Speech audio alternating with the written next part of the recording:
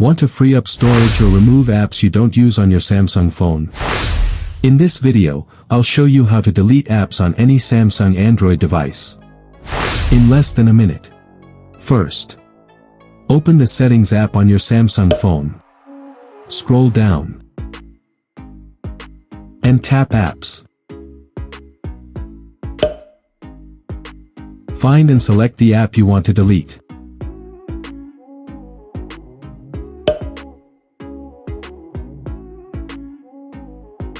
Now tap Uninstall. Then tap OK or Uninstall again to confirm.